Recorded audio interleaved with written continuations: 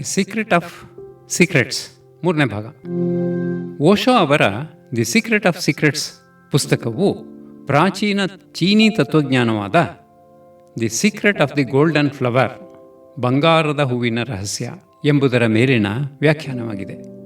ಈ ಪುಸ್ತಕವು ಪ್ರಜ್ಞೆ, ಕಾನ್ಷಿಯಸ್ನೆಸ್ ಮತ್ತು ಆಂತರಿಕ ಶಕ್ತಿಯನ್ನು ಹೇಗೆ ಜಾಗೃತಗೊಳಿಸಬೇಕು ಎಂಬುದರ ಕುರಿತು ಅದ್ಭುತ ಒಳನೋಟಗಳನ್ನು ನೀಡುತ್ತದೆ.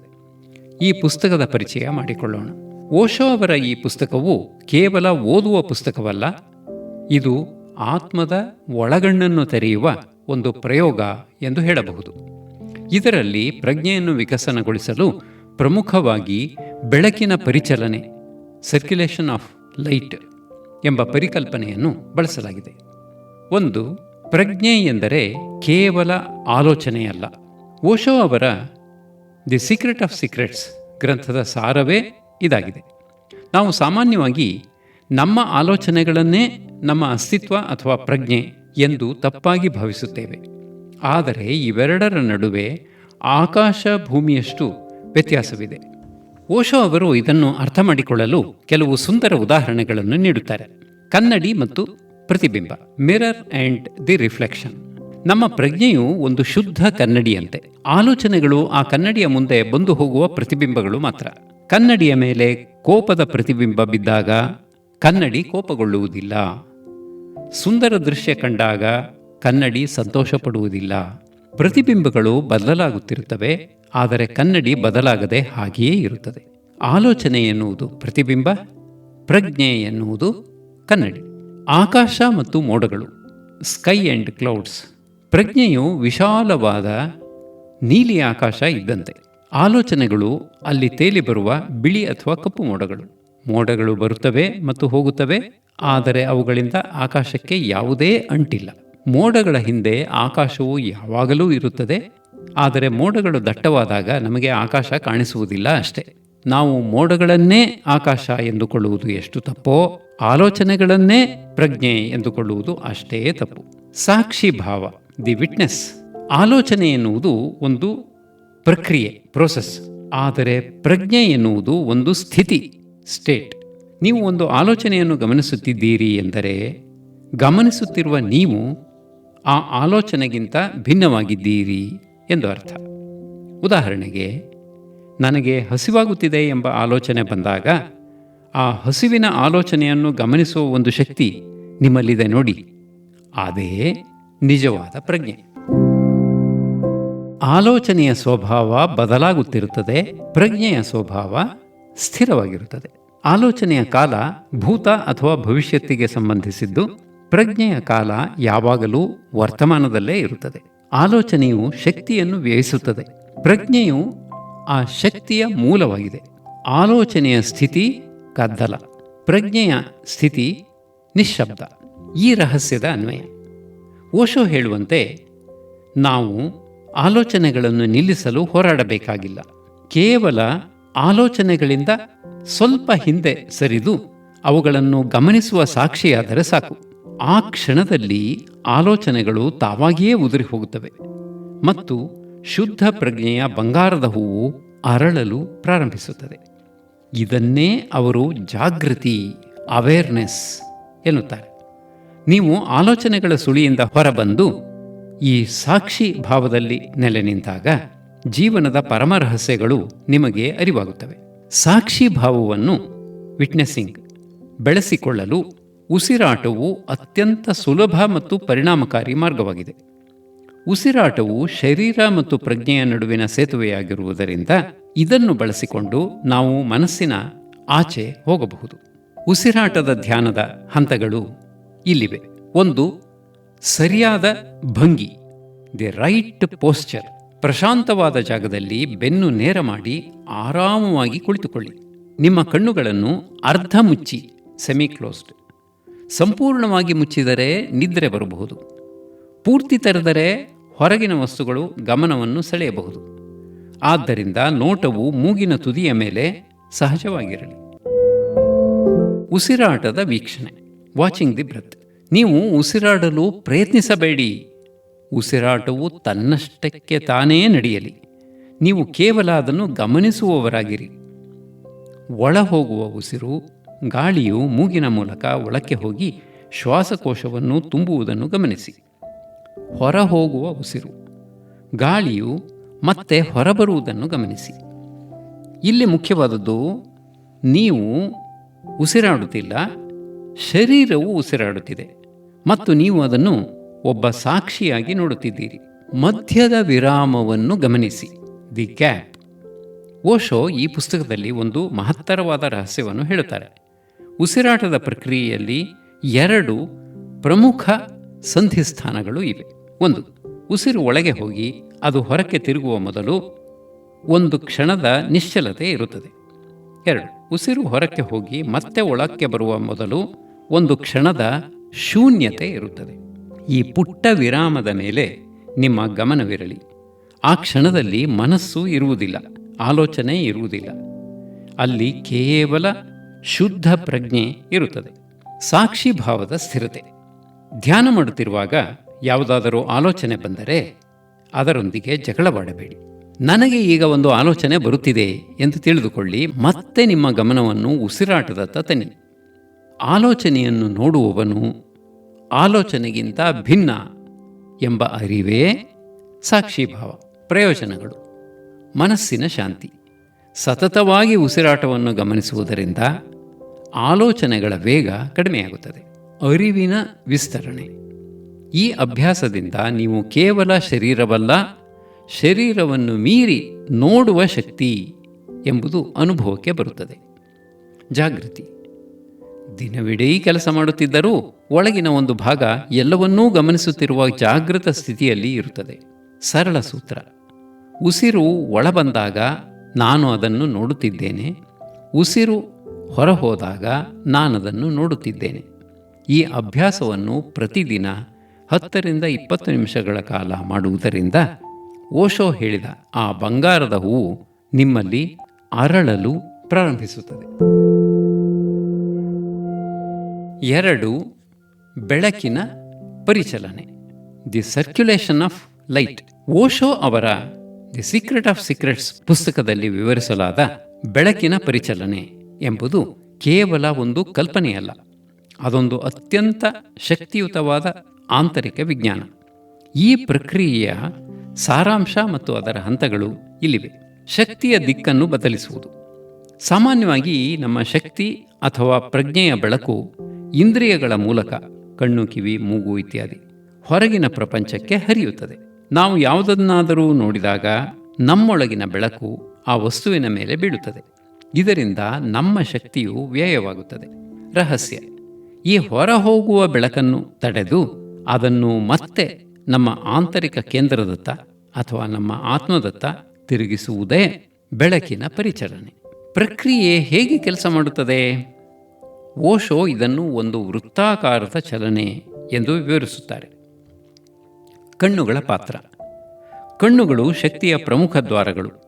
ಧ್ಯಾನದಲ್ಲಿ ಕಣ್ಣುಗಳನ್ನು ಅರ್ಧ ಮುಚ್ಚಿತ ಸ್ಥಿತಿಯಲ್ಲಿ ಇಟ್ಟು ನೋಟವನ್ನು ಮೂಗಿನ ತುದಿಯ ಮೇಲೆ ಅಥವಾ ಭ್ರೂಮಧ್ಯದ ಮೇಲೆ ಕೇಂದ್ರೀಕರಿಸಲಾಗುತ್ತದೆ. ಒಳಮುಖ ಚಲನೆ. ಯಾವಾಗ ನೋಟವು ಹೊರಗಿನ ವಸ್ತುಗಳ ಮೇಲೆ ಬೀಳುವುದಿಲ್ಲವೋ ಆಗ ಆ ಬೆಳಕು ತನ್ನಷ್ಟಕ್ಕೆ ತಾನೇ ಒಳಕ್ಕೆ ತಿರುಗುತ್ತದೆ. ಇದು ಕತ್ತಲ ಕೋಣೆಯಲ್ಲಿ ಕನ್ನಡಿಯ ಮೂಲಕ ಬೆಳಕನ್ನು ಪ್ರತಿಫಲಿಸುವಂತೆ. ಚಕ್ರದ ಪೂರ್ಣತೆ. ಶಕ್ತಿಯು ಕೆಳಗಿನಿಂದ ಮೇಲಕ್ಕೆ, ಮೂಲಾಧಾರದಿಂದ ಸಹಸ್ರಾರಕ್ಕೆ, ನಂತರ ಮತ್ತೆ ಕೆಳಕ್ಕೆ ಹರಿಯುತ್ತಾ ಒಂದು ಪೂರ್ಣ ವೃತ್ತವನ್ನು, ಸರ್ಕಲ್ ನಿರ್ಮಿಸುತ್ತದೆ. ಇದನ್ನೇ ಪರಿಚಲನೆ ಎನ್ನಲಾಗುತ್ತದೆ. ಇದರ ಪ್ರಯೋಜನಗಳು ಏನು? ಶಕ್ತಿಯ ಸಂರಕ್ಷಣೆ. ಶಕ್ತಿಯು ಹೊರಕ್ಕೆ ವ್ಯಯವಾಗುವ ಬದಲು ಒಳಗೇ ಉಳಿಯುವುದರಿಂದ ಮನುಷ್ಯನು ಮಾನಸಿಕವಾಗಿ ಮತ್ತು ಆಧ್ಯಾತ್ಮಿಕವಾಗಿ ಅತ್ಯಂತ ಬಲಶಾಲಿಯಾಗುತ್ತಾನೆ. ಬಂಗಾರದ ಹೂವು ಅರಳುವುದು.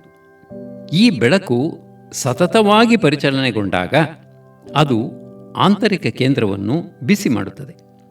ಈ ಶಾಖದಿಂದಾಗಿ ಸೂಕ್ತವಾಗಿದ್ದ ಪ್ರಜ್ಞೆಯು ಜಾಗೃತಗೊಂಡು ಬಂಗಾರದ ಹೂವಿನಂತೆ ಅರಳುತ್ತದೆ. ದ್ವಂದ್ವದ ಅಂತ್ಯ. ಬೆಳಕು ಒಳಗೇ ತಿರುಗಿದಾಗ ಹೊರಗಿನ ಪ್ರಪಂಚದ ಆಕರ್ಷಣೆಗಳು ಮತ್ತು ದ್ವಂದ್ವಗಳು, ಸುಖ ದುಃಖ ಇತ್ಯಾದಿ ಮಾಯವಾಗುತ್ತವೆ. ಸರಳ ಉದಾಹರಣೆ: ಒಂದು ಟಾರ್ಚ್ ಲೈಟನ್ನು ಕತ್ತಲೆಯಲ್ಲಿ ಹಿಡಿದರೆ ಅದು ದೂರದ ವಸ್ತುವನ್ನು ತೋರಿಸುತ್ತದೆ. ಆದರೆ ಆ ಟಾರ್ಚ್ ಎದುರು ಒಂದು ಕನ್ನಡಿಯನ್ನು ಹಿಡಿದರೆ ಆ ಬೆಳಕು ಮತ್ತೆ ಟಾರ್ಚ್ ಹಿಡಿದವರ ಮೇಲೆಯೇ ಬೀಳುತ್ತದೆ. ಇಲ್ಲಿ ಟಾರ್ಚ್ ಎಂದರೆ ನಿಮ್ಮ ಮನಸ್ಸು, ಬೆಳಕು ಎಂದರೆ ನಿಮ್ಮ ಪ್ರಜ್ಞೆ, ಮತ್ತು ಕನ್ನಡಿ ಎಂದರೆ ನಿಮ್ಮ ಧ್ಯಾನ ಅಥವಾ ಸಾಕ್ಷಿಭಾವ. ಓಶೋ ಒಂದು ಎಚ್ಚರಿಕೆಯನ್ನು ನೀಡುತ್ತಾರೆ. ಬೆಳಕಿನ ಪರಿಚಲನೆಯು ಬಲವಂತವಾಗಿ ಮಾಡುವ ಕೆಲಸವಲ್ಲ. ಇದು ಅತ್ಯಂತ ಶಾಂತವಾಗಿ, ಸಹಜವಾಗಿ ನಡೆಯಬೇಕು. ನೀವು ಎಷ್ಟು ನಿಶ್ಶಬ್ದರಾಗಿರುತ್ತೀರೋ ಅಷ್ಟು ವೇಗವಾಗಿ ಈ ಬೆಳಕು ತನ್ನ ಮೂಲವನ್ನು ತಲುಪುತ್ತದೆ. 3. ದ್ವಂದ್ವದ ಪಾರಮ್ಯ, ಬಿಯಾಂಡ್ ಡ್ಯುಯಾಲಿಟಿ. ಓಶೋ ಅವರ ದಿ ಸೀಕ್ರೆಟ್ ಆಫ್ ಸೀಕ್ರೆಟ್ಸ್ನಲ್ಲಿ ದ್ವಂದ್ವದ ಪಾರಮ್ಯ, ಬಿಯಾಂಡ್ ಡ್ಯುಯಾಲಿಟಿ ಎನ್ನುವುದು ಪ್ರಜ್ಞೆಯ ಅತ್ಯುನ್ನತ ಸ್ಥಿತಿಯನ್ನು ಸೂಚಿಸುತ್ತದೆ. ನಮ್ಮ ಇಡೀ ಜೀವನವು ವಿರುದ್ಧ ಧ್ರುವಗಳ ನಡುವೆ ಸಿಲುಕಿಕೊಂಡಿದೆ, ಆದರೆ ಸತ್ಯವು ಈ ಎರಡರ ಆಚೆಗಿದೆ ಎಂಬುದು ಇದರ ಸಾರ. ಈ ಪರಿಕಲ್ಪನೆಯ ಆಳವಾದ ಅರ್ಥ ಇಲ್ಲಿದೆ. ಮನಸ್ಸು ಎಂದರೆ ದ್ವಂದ್ವ, ಮೈಂಡ್ ಈಸ್ ಡ್ಯುಯಾಲಿಟಿ. ಓಶೋ ವಿವರಿಸುವಂತೆ ನಮ್ಮ ಮನಸ್ಸು ಕೆಲಸ ಮಾಡುವುದೇ ದ್ವಂದ್ವಗಳ ಮೂಲಕ. ಒಂದು ವಿಷಯವನ್ನು ಒಳ್ಳೆಯದು ಎಂದು ಕರೆಯಬೇಕಾದರೆ ಅಲ್ಲಿ ಕೆಟ್ಟದು ಎಂಬ ಇನ್ನೊಂದು ವಿಷಯ ಇರಲೇಬೇಕು. ಹಗಲು ಇಲ್ಲದೆ ರಾತ್ರಿಯ ಅರಿವಿಲ್ಲ, ಸುಖದ ಅನುಭವವಿಲ್ಲದೆ ದುಃಖದ ಕಲ್ಪನೆ ಇಲ್ಲ. ಜೀವನದ ಅರಿವಿಗೆ ಮರಣದ ಭಯವೇ ಕಾರಣ. ನಮ್ಮ ಮನಸ್ಸು ಯಾವಾಗಲೂ ಒಂದನ್ನು ಆರಿಸಿಕೊಂಡು ಇನ್ನೊಂದನ್ನು ದ್ವೇಷಿಸುತ್ತದೆ. ಈ ಆಯ್ಕೆಯೇ ನಮ್ಮ ಎಲ್ಲ ಮಾನಸಿಕ ಸಂಘರ್ಷಗಳಿಗೆ ಮೂಲ ಕಾರಣ. ದ್ವಂದ್ವದ ಆಚೆ ಹೋಗುವುದು ಎಂದರೆ ಏನು? ದ್ವಂದ್ವದ ಪಾರಮ್ಯ ಎಂದರೆ ಸುಖ ಬಂದಾಗ ಹಾರಾಡುವುದಿಲ್ಲ, ದುಃಖ ಬಂದಾಗ ಕುಸಿಯುವುದಿಲ್ಲ. ಇದು ಉದಾಸೀನತೆಯಲ್ಲ, ಬದಲಿಗೆ ಸಮಸ್ಥಿತಿ. ಉದಾಹರಣೆ, ಒಂದು ನಾಣ್ಯಕ್ಕೆ 2 ಮುಖಗಳು ಇರುವಂತೆ ಜೀವನಕ್ಕೆ 2 ಮುಖಗಳಿವೆ ಎಂದು ತಿಳಿಯುವುದು ನೀವು ನಾಣ್ಯವನ್ನು ಸ್ವೀಕರಿಸಿದಾಗ 2 ಮುಖಗಳನ್ನು ಒಟ್ಟಿಗೆ ಸ್ವೀಕರಿಸುತ್ತೀರಿ. ಪ್ರಜ್ಞೆಯು ಈ ಎರಡನ್ನೂ ಗಮನಿಸುವ 3ನೇ ಬಿಂದು, ಥರ್ಡ್ ಪಾಯಿಂಟ್. ಇದು ಲಾಭ ನಷ್ಟ, ಜಯ ಅಪಜಯಗಳ ಆಚೆಗಿನ ನಿಶ್ಚಲ ಸ್ಥಿತಿ, ತಾವೋ ಮತ್ತು ಮಧ್ಯಮ ಮಾರ್ಗ. ಈ ಪುಸ್ತಕವು ಚೀನಿ ತಾವೋ ತತ್ವವನ್ನು ಆಧರಿಸಿದೆ. ಇದರಲ್ಲಿ ಇನ್ ಮತ್ತು ಯಾಂಗ್ ಎಂಬ ಸಂಕೇತವಿದೆ.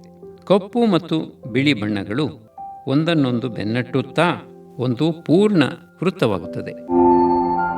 ಪ್ರಜ್ಞೆಯು ಈ ಕಪ್ಪು ಅಥವಾ ಬಿಳಿ ಬಣ್ಣವಲ್ಲ, ಅದು ಆ ಇಡೀ ವೃತ್ತವನ್ನು ನೋಡುತ್ತಿರುವ ಸಾಕ್ಷಿ. ಯಾವಾಗ ನೀವು ಯಾವುದನ್ನೂ ಆರಿಸಿಕೊಳ್ಳದೆ ಚಾಯ್ಸ್ಲೆಸ್ ಅವೇರ್ನೆಸ್ ಎಲ್ಲವನ್ನೂ ಅದು ಹೇಗಿದೆಯೋ ಹಾಗೇ ಸ್ವೀಕರಿಸುತ್ತೀರೋ ಆಗ ನೀವು ದ್ವಂದ್ವವನ್ನು ಮೀರುತ್ತೀರಿ. ಉಸಿರಾಟದ ಮೂಲಕ ದ್ವಂದ್ವದ ಲಯ. ಓಶೋ ಒಂದು ಸುಂದರ ತಂತ್ರವನ್ನು ಹೇಳುತ್ತಾರೆ. ಒಳ ಉಸಿರು ಇದು ಜೀವನದ ಸಂಕೇತ, ಹೊರ ಉಸಿರು ಇದು ಮರಣದ ಸಂಕೇತ. ಈ ಎರಡರ ನಡುವೆ ಒಂದು ಸಣ್ಣ ಕ್ಷಣದ ಶೂನ್ಯ ಅಂತರವಿದೆ. ಆ ಅಂತರದಲ್ಲಿ ಜೀವನವೂ ಇಲ್ಲ, ಮರಣವೂ ಇಲ್ಲ. ಅಲ್ಲಿ ಕೇವಲ ಇರುವಿಕೆ ಇದೆ. ಆ ಕ್ಷಣವೇ ದ್ವಂದ್ವದ ಆಚೆಗಿನ ಸ್ಥಿತಿ. ದ್ವಂದ್ವದ ಪಾರಮ್ಯದ ಪ್ರಯೋಜನಗಳು: ಮಾನಸಿಕ ಶಾಂತಿ. ನೀವು ಘಟನೆಗಳಿಗೆ ಪ್ರತಿಕ್ರಿಯಿಸುವುದನ್ನು ನಿಲ್ಲಿಸಿ ಅವುಗಳನ್ನು ಗಮನಿಸಲು ಆರಂಭಿಸುತ್ತೀರಿ. ಭಯದಿಂದ ಮುಕ್ತಿ. ಜೀವನ ಮತ್ತು ಮರಣ ಒಂದೇ ನಾಣ್ಯದ 2 ಮುಖ ಎಂದು ತಿಳಿದಾಗ ಸಾವಿನ ಭಯ ಮಾಯವಾಗುತ್ತದೆ. ಬಂಗಾರದ ಹೂವು. ದ್ವಂದ್ವಗಳು ಅಳಿದಾಗ ಶಕ್ತಿಯು ವ್ಯರ್ಥವಾಗುವುದಿಲ್ಲ. ಆ ಶಕ್ತಿಯೇ ಒಗ್ಗೂಡಿ ಬಂಗಾರದ ಹೂವು ಅರಳಲು ಕಾರಣವಾಗುತ್ತದೆ. ಓಶೋ ಅವರ ಮಾತು: ನೀವು ಸುಖವನ್ನು ಆರಿಸಿಕೊಂಡರೆ ದುಃಖವು ನಿಮ್ಮನ್ನು ನೆರಳಿನಂತೆ ಬೆನ್ನಟ್ಟುತ್ತದೆ. ನೀವು ಯಾವುದನ್ನೂ ಆರಿಸಿಕೊಳ್ಳದಿದ್ದರೆ ನೀವು ಮುಕ್ತರು. 4. ದೈಹಿಕ ಮತ್ತು ಆಧ್ಯಾತ್ಮಿಕ ಸಮನ್ವಯ. ಓಶೋ ಅವರ ದಿ ಸೀಕ್ರೆಟ್ ಆಫ್ ಸೀಕ್ರೆಟ್ಸ್ ಪುಸ್ತಕದ ಒಂದು ವಿಶೇಷತೆ ಎಂದರೆ ಇದು ದೈಹಿಕ ಶಕ್ತಿಯನ್ನು ನಿರಾಕರಿಸುವುದಿಲ್ಲ, ಬದಲಿಗೆ ಅದನ್ನು ಆಧ್ಯಾತ್ಮಿಕ ಉನ್ನತಿಗೆ ಏಣಿಯನ್ನಾಗಿ ಬಳಸಿಕೊಳ್ಳುತ್ತದೆ. ದೈಹಿಕ ಮತ್ತು ಆಧ್ಯಾತ್ಮಿಕ ಸಮನ್ವಯ, ಬಾಡಿ ಸ್ಪಿರಿಟ್ ಸಿನ್ಸಿಸ್ ಎನ್ನುವುದು ಈ ಹಾದಿಯ ಅತ್ಯಂತ ಪ್ರಮುಖ ಹಂತ. ಇದನ್ನು ಕುರಿತಾದ ಮುಖ್ಯ ವಿಚಾರಗಳು ಇಲ್ಲಿವೆ. 1. ದೇಹವೇ ದೇವಾಲಯ, ಬಾಡಿ ಆಸ್ ದಿ ಟೆಂಪಲ್. ಅನೇಕ ಧರ್ಮಗಳು ಅಥವಾ ತತ್ವಶಾಸ್ತ್ರಗಳು ದೇಹವನ್ನು ಕೇವಲ ಮಾಂಸದ ಮುದ್ದೆ ಅಥವಾ ಪಾಪದ ಮೂಲ ಎಂದು ಪರಿಗಣಿಸಿ ಅದನ್ನು ದಂಡಿಸಲು ಹೇಳುತ್ತವೆ. ಆದರೆ ಓಶೋ ಈ ಪುಸ್ತಕದಲ್ಲಿ ವಿವರಿಸುವಂತೆ ದೇಹವು ಆಧ್ಯಾತ್ಮಿಕ ಪ್ರಯಾಣಕ್ಕೆ ಬೇಕಾದ ವಾಹನ. ಪ್ರಜ್ಞೆಯು ಕಾನ್ಷಿಯಸ್ನೆಸ್ ಬೆಳೆಯಲು ದೇಹದ ಶಕ್ತಿಯೇ ಇಂಧನ. ದೈಹಿಕ ಶಕ್ತಿಯನ್ನು ಸರಿಯಾಗಿ ಅರ್ಥ ಮಾಡಿಕೊಳ್ಳದೆ ಆಧ್ಯಾತ್ಮಿಕತೆಯನ್ನು ತಲುಪಲು ಸಾಧ್ಯವಿಲ್ಲ. 2. ಶಕ್ತಿಯ ರೂಪಾಂತರ, ಟ್ರಾನ್ಸ್ಫಾರ್ಮೇಷನ್ ಆಫ್ ಎನರ್ಜಿ. ನಮ್ಮಲ್ಲಿರುವ ಮೂಲಭೂತ ಶಕ್ತಿಯು ಒಂದೇ. ಅದು ಕೆಳಮುಖವಾಗಿ ಹರಿದರೆ ಅದು ಲೈಂಗಿಕ ಶಕ್ತಿ, ಸೆಕ್ಸುವಲ್ ಎನರ್ಜಿ. ಅದೇ ಶಕ್ತಿಯು ಪರಿಶುದ್ಧಗೊಂಡು ಮೇಲ್ಮುಖವಾಗಿ ಚಲಿಸಿದರೆ ಅದು ಆಧ್ಯಾತ್ಮಿಕ ಶಕ್ತಿ, ಸ್ಪಿರಿಚುವಲ್ ಎನರ್ಜಿ. ದೈಹಿಕ ಮಟ್ಟ, ಇದು ಸಂತಾನೋತ್ಪತ್ತಿ ಮತ್ತು ಭೌತಿಕ ಸುಖಕ್ಕೆ ಕಾರಣ. ಆಧ್ಯಾತ್ಮಿಕ ಮಟ್ಟ, ಇದು ಸಮಾಧಿ ಮತ್ತು ಪರಮಾನಂದಕ್ಕೆ ಕಾರಣ. ಓಶೋ ಇಲ್ಲಿ ಶಕ್ತಿಯನ್ನು ಹತ್ತಿಕ್ಕಲು, ಸಪ್ರೆಸ್ ಹೇಳುವುದಿಲ್ಲ. ಬದಲಿಗೆ ಆ ಶಕ್ತಿಯ ದಿಕ್ಕನ್ನು ಬದಲಿಸಲು, ಟ್ರಾನ್ಸ್ಫಾರ್ಮೇಷನ್, ಬೆಳಕಿನ ಪರಿಚಲನೆಯನ್ನು ಬಳಸುತ್ತಾರೆ.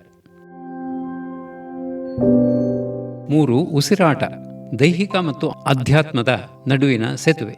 ನಮ್ಮ ಶರೀರಕ್ಕೂ ಬಾಡಿ ಮತ್ತು ಪ್ರಜ್ಞೆಗೂ ಸ್ಪಿರಿಟ್ ಇರುವ ಏಕೈಕ ಕೊಂಡಿ ಉಸಿರಾಟ. ಉಸಿರಾಟವು ದೈಹಿಕ ಪ್ರಕ್ರಿಯೆ, ಆದರೆ ಅದರ ಮೂಲಕ ನಾವು ಪ್ರಜ್ಞೆಯ ಆಳವನ್ನು ತಲುಪಬಹುದು. ಉಸಿರಾಟವು ಲಯಬದ್ಧವಾಗಿದ್ದಾಗ, ರಿದಮಿಕ್ ಬ್ರೀದಿಂಗ್, ಮನಸ್ಸು ಶಾಂತವಾಗುತ್ತದೆ. ಈ ಶಾಂತತೆಯೇ ದೈಹಿಕ ಆರೋಗ್ಯ ಮತ್ತು ಆಧ್ಯಾತ್ಮಿಕ ಜಾಗೃತಿಯ ನಡುವೆ ಸಮತೋಲನವನ್ನು ತರುತ್ತದೆ. 4. ಕ್ರಿಯೆ ಮತ್ತು ಅಕರ್ತೃತ್ವ, ಆಕ್ಷನ್ ಆ್ಯಂಡ್ ನಾನ್ ಆಕ್ಷನ್.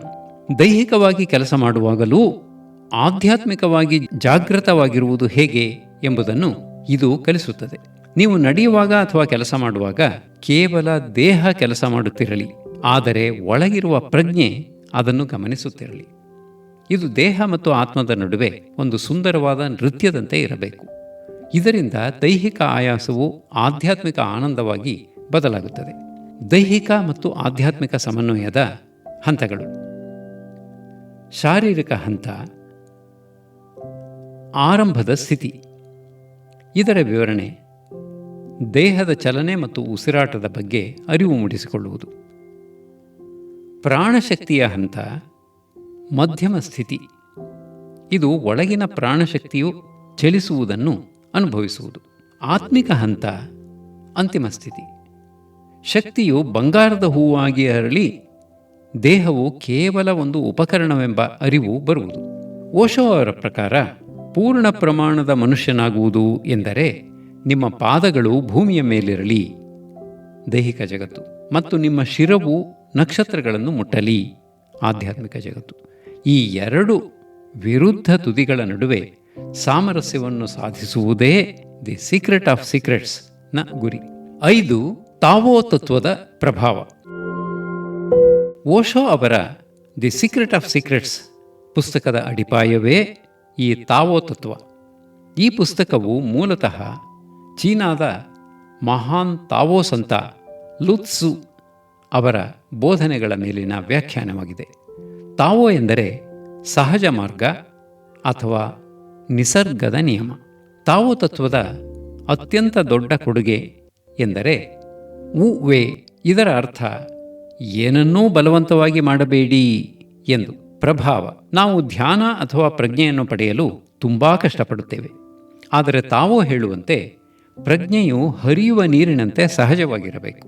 ನೀವು ಎಷ್ಟು ಹೆಚ್ಚು ಪ್ರಯತ್ನಿಸುತ್ತೀರೋ ಅಷ್ಟು ದೂರವಾಗುತ್ತೀರಿ. ಕೇವಲ ಶಾಂತವಾಗಿ ಕುಳಿತು ನಿಸರ್ಗಕ್ಕೆ ಶರಣಾದಾಗ ಪ್ರಜ್ಞೆಯು ತಾನಾಗಿಯೇ ಅರಳುತ್ತದೆ. 2. ನೈಸರ್ಗಿಕತೆ ಮತ್ತು ಸರಳತೆ. ತಾವೋ ತತ್ವವು ಯಾವುದೇ ಕಠಿಣ ನಿಯಮಗಳನ್ನು ಹೇರುವುದಿಲ್ಲ. ಅದು ಮನುಷ್ಯನನ್ನು ತನ್ನ ನೈಜ ಸ್ವಭಾವಕ್ಕೆ ಮರಳಲು ಪ್ರೇರೇಪಿಸುತ್ತದೆ. ಓಶೋ ಈ ಪುಸ್ತಕದಲ್ಲಿ ವಿವರಿಸುವಂತೆ ಪ್ರಜ್ಞೆಯನ್ನು ಜಾಗೃತಗೊಳಿಸುವುದು ಎಂದರೆ ಯಾವುದೋ ಹೊಸದನ್ನು ಪಡೆಯುವುದಲ್ಲ, ಬದಲಿಗೆ ನಮ್ಮ ಮೇಲಿರುವ ಕೃತಕ ಮುಖವಾಡಗಳನ್ನು ಕಳಚಿ ಹಾಕಿ ಶಿಶುವಿನಂತಹ ಸರಳತೆಯನ್ನು ಪಡೆಯುವುದು. 3. ಇನ್ಯಂ ಮತ್ತು ಯಾಂಗ್, ಸಮತೋಲನ. ತಾವೋ ತತ್ವದ ಪ್ರಕಾರ ಇಡೀ ಬ್ರಹ್ಮಾಂಡವು ವಿರುದ್ಧ ಶಕ್ತಿಗಳ ಸಮತೋಲನವಾಗಿದೆ. ಸ್ತ್ರೀತ್ವ, ತಂಪು, ಸ್ವೀಕಾರ ಪ್ರತಿನಿಧಿಸುವ ಇನ್, ಇದು ಶಾಂತತೆ ಮತ್ತು ಮೌನವನ್ನು ಸೂಚಿಸುತ್ತದೆ. ಪುರುಷತ್ವ, ಶಾಖ ಮತ್ತು ಕ್ರಿಯೆಯನ್ನು ಸೂಚಿಸುವ ಯಾಂಗ್, ಇದು ಚಲನೆ ಮತ್ತು ಶಕ್ತಿಯನ್ನು ಸೂಚಿಸುತ್ತದೆ. ಪ್ರಭಾವ, ಬೆಳಕಿನ ಪರಿಚಲನೆಯ ಮೂಲಕ ಈ ಎರಡೂ ಶಕ್ತಿಗಳನ್ನು ಸಮತೋಲನಗೊಳಿಸಿದಾಗ ಮಾತ್ರ ಮನುಷ್ಯನಲ್ಲಿ ಪೂರ್ಣ ಪ್ರಜ್ಞೆ ಮೂಡುತ್ತದೆ ಎಂದು ಓಶೋ ಪ್ರತಿಪಾದಿಸುತ್ತಾರೆ. 4 ಗುರಿಗಿಂತ ಪಯಣವೇ ಮುಖ್ಯ. ಅನೇಕ ಆಧ್ಯಾತ್ಮಿಕ ಪದ್ಧತಿಗಳು ಜ್ಞಾನೋದಯ ಅಥವಾ ಮೋಕ್ಷ ಎಂಬ ಗುರಿಯ ಮೇಲೆ ಕೇಂದ್ರೀಕರಿಸುತ್ತವೆ. ಆದರೆ ತಾವೋ ತತ್ವವು ಈ ಕ್ಷಣದ ಮೇಲೆ ಒತ್ತು ನೀಡುತ್ತದೆ. ಪ್ರಜ್ಞೆಯು ಭವಿಷ್ಯದಲ್ಲಿ ಸಿಗುವ ಫಲವಲ್ಲ, ಅದು ಈಗ ಇಲ್ಲಿ ನೀವು ಬದುಕುತ್ತಿರುವ ರೀತಿಯಲ್ಲಿ ಇದೆ. ನದಿಯು ಸಮುದ್ರವನ್ನು ಸೇರಲೇಬೇಕು ಎಂದು ಹಠ ಹಿಡಿಯುವುದಿಲ್ಲ, ಅದು ಹರಿಯುವುದನ್ನೇ ಸಂಭ್ರಮಿಸುತ್ತದೆ. ಅದೇ ರೀತಿ ಬದುಕುವುದೇ ತಾವೋ ಮಾರ್ಗ. ತಾವೋ ತತ್ವದ ಪ್ರಭಾವ ಹೀಗೆ: ಮಾರ್ಗ ತಾವೋ ದೃಷ್ಟಿಕೋನದಲ್ಲಿ ನದಿಯಂತೆ ಹರಿಯುವುದು. ಇದು ಪ್ರಜ್ಞೆಯ ಮೇಲೆ ಪ್ರಭಾವ ಬೀರುವುದು ಬಲವಂತವಿಲ್ಲದ ಸಹಜ ಧ್ಯಾನ. ಶಕ್ತಿ ತಾವೋ ದೃಷ್ಟಿಕೋನದಲ್ಲಿ ಇನ್ ಯಾಂಗ್ ಸಮನ್ವಯ. ಪ್ರಜ್ಞೆಯ ಮೇಲೆ ಇದರ ಪ್ರಭಾವ ದೈಹಿಕ ಮತ್ತು ಆಧ್ಯಾತ್ಮಿಕ ಶಕ್ತಿಗಳ ಮಿಲನ. ತಾವೋ ದೃಷ್ಟಿಕೋನದಲ್ಲಿ ಅಸ್ತಿತ್ವ ಶೂನ್ಯತೆ. ಪ್ರಜ್ಞೆಯ ಮೇಲೆ ಇದರ ಪ್ರಭಾವ ಮನಸ್ಸನ್ನು ಖಾಲಿ ಮಾಡಿದಾಗ ಅಲ್ಲಿ ಪ್ರಜ್ಞೆ ತುಂಬಿಕೊಳ್ಳುತ್ತದೆ. ತಾವೋ ದೃಷ್ಟಿಕೋನದಲ್ಲಿ ಜೀವನ ಸಹಜತೆ. ಪ್ರಜ್ಞೆಯ ಮೇಲೆ ಇದರ ಪ್ರಭಾವ ಕ್ಷಣ ಕ್ಷಣದ ಜಾಗೃತಿ. ತಾವೋ ತತ್ವದ ಪ್ರಭಾವದಿಂದಾಗಿ ಓಶೋ ಅವರ ಈ ಪುಸ್ತಕವು ಕೇವಲ ಗಂಭೀರ ತತ್ವಶಾಸ್ತ್ರವಾಗದೆ ಒಂದು ಜೀವನ ಕಲೆಯಾಗಿ ಮಾರ್ಪಟ್ಟಿದೆ. ಹೋರಾಡಬೇಡಿ, ಬದಲಿಗೆ ಅಸ್ತಿತ್ವದೊಂದಿಗೆ ಒಂದಾಗಿ ಹರಿಯಿರಿ ಎಂಬುದೇ ಇಲ್ಲಿನ ಪ್ರಜ್ಞೆಯ ಗುಟ್ಟು. ಪ್ರಜ್ಞೆಯ ವಿಕಾಸದ ಹಂತಗಳು. ಪುಸ್ತಕದಲ್ಲಿ ವಿವರಿಸಲಾದ ಪ್ರಕ್ರಿಯೆಯನ್ನು ಈ ಕೆಳಗಿನಂತೆ ನೋಡಬಹುದು. ಮೊದಲ ಹಂತದಲ್ಲಿ ಬಹಿರ್ಮುಖಿ ಸ್ಥಿತಿ. ಇದು ಶಕ್ತಿಯು ಇಂದ್ರಿಯಗಳ ಮೂಲಕ ಹೊರಕ್ಕೆ ವ್ಯಯವಾಗುವುದು. ಎರಡನೇ ಹಂತದಲ್ಲಿ ಅಂತರ್ಮುಖಿ ಸ್ಥಿತಿ, ಧ್ಯಾನದ ಮೂಲಕ ಶಕ್ತಿಯನ್ನು ಒಳಕ್ಕೆ ತಿರುಗಿಸುವುದು. ಮೂರನೇ ಹಂತದ ಸ್ಥಿತಿ ಸ್ಥಿರತೆ, ಆಲೋಚನೆಗಳಿಲ್ಲದ ಶೂನ್ಯ ಸ್ಥಿತಿಯಲ್ಲಿ ನೆಲೆ ನಿಲ್ಲುವುದು. ಅಂತಿಮ ಹಂತದ ಸ್ಥಿತಿ ಬಂಗಾರದ ಹೂವು, ಪ್ರಜ್ಞೆಯು ಸಂಪೂರ್ಣವಾಗಿ ಅರಳಿ ಬ್ರಹ್ಮಾಂಡದೊಂದಿಗೆ ಒಂದಾಗುವುದು. ಮುಖ್ಯ ಸಂದೇಶ. ದಿ ಸೀಕ್ರೆಟ್ ಆಫ್ ಸೀಕ್ರೆಟ್ಸ್ ನೀಡುವ ಸಂದೇಶವೆಂದರೆ, ನಿಮ್ಮಲ್ಲಿರುವ ದೈವತ್ವವನ್ನು ಹುಡುಕಲು ಎಲ್ಲಿಯೂ ಹೋಗಬೇಕಿಲ್ಲ. ನಿಮ್ಮ ಪ್ರಜ್ಞೆಯು ಸದಾ ಜಾಗೃತವಾಗಿಯೇ ಇರುತ್ತದೆ. ಆದರೆ ಅದು ಹೊರಗಿನ ವಿಷಯಗಳಲ್ಲಿ ಮುಳುಗಿ ಹೋಗಿದೆ. ಆ ಪ್ರಜ್ಞೆಯನ್ನು ಮರಳಿ ನಿಮ್ಮ ಆತ್ಮಾವಲೋಕನದತ್ತ ತಿರುಗಿಸಿದರೆ ನೀವು ಸಾವಿಲ್ಲದ ಶಾಶ್ವತವಾದ ಆನಂದವನ್ನು ಪಡೆಯಬಹುದು. ಓಶೋ ಅವರ ಈ ಕೃತಿಯು ನಾನು ಯಾರು ಎಂಬ ಪ್ರಶ್ನೆಗೆ ತಾರ್ಕಿಕ ಉತ್ತರ ನೀಡುವ ಬದಲು ಅದನ್ನು ಅನುಭವಿಸುವ ಪ್ರಾಯೋಗಿಕ ವಿಧಾನಗಳನ್ನು ಕಲಿಸಿಕೊಡುತ್ತದೆ. ಓಶೋ ಅವರ ದಿ ಸೀಕ್ರೆಟ್ ಆಫ್ ಸೀಕ್ರೆಟ್ಸ್ನಲ್ಲಿ ಶೂನ್ಯತೆ, ಎಂಪ್ಟಿನೆಸ್ ಎನ್ನುವುದು ಕೇವಲ ಖಾಲಿತನವಲ್ಲ, ಅದು ಅಪಾರವಾದ ಸಾಧ್ಯತೆಗಳ ಮತ್ತು ಪೂರ್ಣತೆಯ ಮೂಲವಾಗಿದೆ. ತಾವೋ ತತ್ವದ ಪ್ರಕಾರ ಶೂನ್ಯತೆಯೇ ಪ್ರಜ್ಞೆಯ ಅಂತಿಮ ಸತ್ಯ. ಇದರ ಮಹತ್ವವನ್ನು ಈ ಪ್ರಮುಖ ಅಂಶಗಳ ಮೂಲಕ ಅರ್ಥ ಮಾಡಿಕೊಳ್ಳಬಹುದು. ಒಂದು, ಪಾತ್ರೆಯ ಉದಾಹರಣೆ, the utility of the empty space. Osho ಅವರು ಲಾವೋತ್ಸು ಅವರ ಒಂದು ಸುಂದರ ಉದಾಹರಣೆಯನ್ನು ನೀಡುತ್ತಾರೆ. ನಮಗೆ ಒಂದು ಮಣ್ಣಿನ ಪಾತ್ರೆ ಏಕೆ ಉಪಯುಕ್ತ?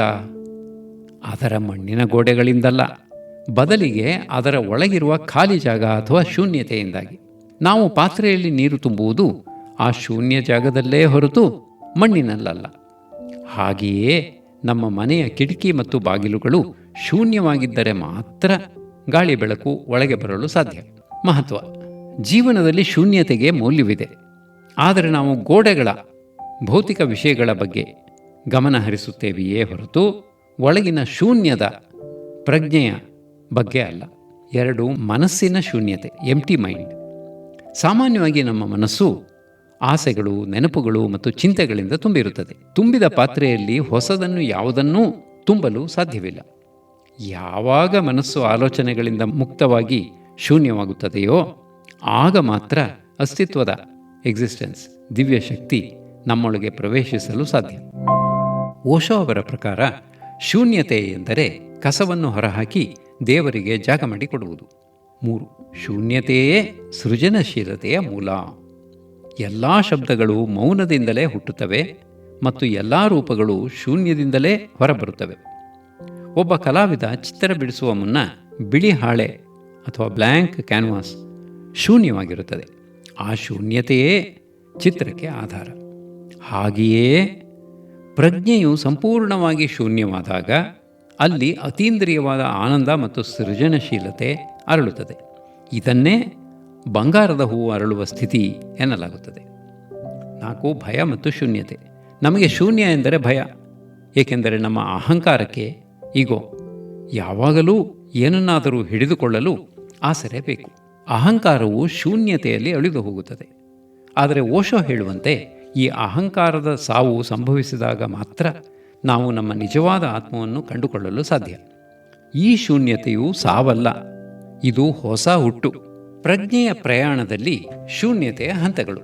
ಪೂರ್ಣ ಮನಸ್ಸಿನ ಹಂತದಲ್ಲಿ ಗದ್ದಲದ ಸ್ಥಿತಿ ಇರುತ್ತದೆ. ಇಲ್ಲಿನ ಅನುಭವ ಸಂಘರ್ಷ, ಒತ್ತಡ ಮತ್ತು ಗೊಂದಲ. ಅಲ್ಪ ಶೂನ್ಯತೆಯ ಹಂತದಲ್ಲಿ ಶಾಂತಿಯ ಸ್ಥಿತಿ ಇರುತ್ತದೆ. ಇಲ್ಲಿನ ಅನುಭವ ಧ್ಯಾನದ ಸಮಯದಲ್ಲಿ ಸಿಗುವ ಪುಟ್ಟ ಪುಟ್ಟ ಮೌನದ ಕ್ಷಣಗಳು. ಪೂರ್ಣ ಶೂನ್ಯತೆಯ ಹಂತದಲ್ಲಿ ಸಮಾಧಿ ಸ್ಥಿತಿ ಇರುತ್ತದೆ. ಇಲ್ಲಿನ ಅನುಭವ ತಾನು ಯಾರು ಎಂಬ ಅಹಂಕಾರ ಅಳಿದು ವಿಶ್ವಪ್ರಜ್ಞೆಯೊಂದಿಗೆ ಒಂದಾಗುವುದು. ತಾವೋ ಮಾರ್ಗದಲ್ಲಿ ಶೂನ್ಯತೆ ಎಂದರೆ ಇಲ್ಲದಿರುವುದು ಎಂದಲ್ಲ, ಬದಲಿಗೆ ಪರಿಶುದ್ಧವಾಗಿರುವುದು ಎಂದರ್ಥ. ನೀವು ಶೂನ್ಯವಾದಾಗ ನೀವು ಇಡೀ ಬ್ರಹ್ಮಾಂಡದ ಭಾಗವಾಗುತ್ತೀರಿ. ಓಶೋ ಅವರ ಬೋಧನೆಗಳಲ್ಲಿ ಮೌನ ಧ್ಯಾನ, ಸೈಲೆಂಟ್ ಸಿಟ್ಟಿಂಗ್ ಎನ್ನುವುದು ಅತ್ಯಂತ ಸುಲಭವಾಗಿ ಕಂಡರೂ ಆಳವಾದ ಪರಿಣಾಮ ಬೀರುವ ಕ್ರಿಯೆ. ತಾವೋ ತತ್ವದಲ್ಲಿ ಇದನ್ನು ಝಾಝೆನ್ ಅಥವಾ ಕೇವಲ ಕುಳಿತುಕೊಳ್ಳುವುದು ಎಂದು ಕರೆಯಲಾಗುತ್ತದೆ. ಈ ಧ್ಯಾನವನ್ನು ಮಾಡಲು ಅನುಸರಿಸಬೇಕಾದ ಸರಳ ಹಂತಗಳು ಇಲ್ಲಿವೆ. ಸೂಕ್ತ ಜಾಗ ಮತ್ತು ಸಮಯ. ಸಾಧ್ಯವಾದಷ್ಟು ನಿಶ್ಶಬ್ದವಾಗಿರುವ ಜಾಗವನ್ನು ಆರಿಸಿ. ಮುಂಜಾನೆ ಅಥವಾ ಮಲಗುವ ಮುನ್ನ ಈ ಧ್ಯಾನಕ್ಕೆ ಉತ್ತಮ ಸಮಯ. ಕುಳಿತುಕೊಳ್ಳುವ ಕ್ರಮ, ಪೋಸ್ಚರ್. ನೆಲದ ಮೇಲೆ ಅಥವಾ ಕುರ್ಚಿಯ ಮೇಲೆ ಬೆನ್ನು ನೇರವಾಗಿಟ್ಟು ಆರಾಮವಾಗಿ ಕುಳಿತುಕೊಳ್ಳಿ. ಕೈಗಳನ್ನು ಮಡಿಚಿಕೊಂಡು ಮಡಿಲಲ್ಲಿ ಇಟ್ಟುಕೊಳ್ಳಿ. ದೇಹದ ಯಾವುದೇ ಭಾಗದಲ್ಲಿ ಬಿಗಿತ ಇರಬಾರದು. ಕಣ್ಣುಗಳನ್ನು ಸಡಿಲವಾಗಿ ಮುಚ್ಚಿ ಅಥವಾ ಅರ್ಧ ಮುಚ್ಚಿದ ಸ್ಥಿತಿಯಲ್ಲಿ ಕೆಳಕ್ಕೆ ನೋಡಿ. ಏನನ್ನೂ ಮಾಡಬೇಡಿ, ಡೂಯಿಂಗ್ ನಥಿಂಗ್. ಮೌನ ಧ್ಯಾನದ ಅತಿ ದೊಡ್ಡ ರಹಸ್ಯವೆಂದರೆ ಏನನ್ನೂ ಮಾಡದಿರುವುದು. ಸಾಮಾನ್ಯವಾಗಿ ನಾವು ಯಾವುದೋ ಮಂತ್ರ ಪಠಿಸುತ್ತೇವೆ ಅಥವಾ ಏನನ್ನೋ ಕಲ್ಪಿಸಿಕೊಳ್ಳುತ್ತೇವೆ. ಆದರೆ ಇಲ್ಲಿ ನೀವು ಯಾವುದೇ ಪ್ರಯತ್ನ ಮಾಡುವಂತಿಲ್ಲ. ಉಸಿರಾಟವನ್ನು ಕೂಡ ನಿಯಂತ್ರಿಸಬೇಡಿ, ಅದು ತನ್ನ ಸಹಜ ಲಯದಲ್ಲಿ ನಡೆಯಲಿ. ಸಾಕ್ಷಿಯಾಗುವುದು, ವಾಚ್ಫುಲ್ನೆಸ್. ಕುಳಿತಿರುವಾಗ ನಿಮ್ಮ ಮನಸ್ಸಿನಲ್ಲಿ ನೂರಾರು ಆಲೋಚನೆಗಳು ಬರಬಹುದು. ಆ ಆಲೋಚನೆಗಳನ್ನು ತಡೆಯಲು ಹೋಗಬೇಡಿ. ಅವುಗಳ ಜೊತೆ ಮಾತುಕತೆ ನಡೆಸಬೇಡಿ. ರಸ್ತೆಯಲ್ಲಿ ಹೋಗುವ ವಾಹನಗಳನ್ನು ಪಾದಚಾರಿಯೊಬ್ಬನು ಹೇಗೆ ಸುಮ್ಮನೆ ನಿಂತು ನೋಡುತ್ತಾನೋ ಹಾಗೆಯೇ ನಿಮ್ಮ ಆಲೋಚನೆಗಳನ್ನು ದೂರದಿಂದ ಗಮನಿಸಿ. ನಾನು ಈಗ ಆಲೋಚಿಸುತ್ತಿದ್ದೇನೆ ಎಂದು ನಿಮಗೆ ಅರಿವಾದ ಕೂಡಲೇ ಮತ್ತೆ ಮೌನಕ್ಕೆ ಮರಳಿ ನಿಶ್ಶಬ್ದವನ್ನು ಆಲಿಸುವುದು, ಲಿಸನಿಂಗ್ ಟು ದಿ ಸೈಲೆನ್ಸ್. ನಿಮ್ಮ ಸುತ್ತಮುತ್ತಲಿನ ಶಬ್ದಗಳನ್ನು, ಹಕ್ಕಿಗಳ ಧ್ವನಿ, ಗಾಳಿಯ ಸದ್ದು ಅಥವಾ ಫ್ಯಾನ್ ಸದ್ದು ಆಲಿಸಿ. ಈ ಶಬ್ದಗಳಿಗೆ ಯಾವುದೇ ಹೆಸರನ್ನು ಕೊಡಬೇಡಿ, ಕೇವಲ ಆ ಧ್ವನಿಯನ್ನು ಅನುಭವಿಸಿ. ಕ್ರಮೇಣ ಈ ಬಾಹ್ಯ ಮೌನವು ನಿಮ್ಮ ಆಂತರಿಕ ಮೌನವಾಗಿ ಬದಲಾಗುತ್ತದೆ.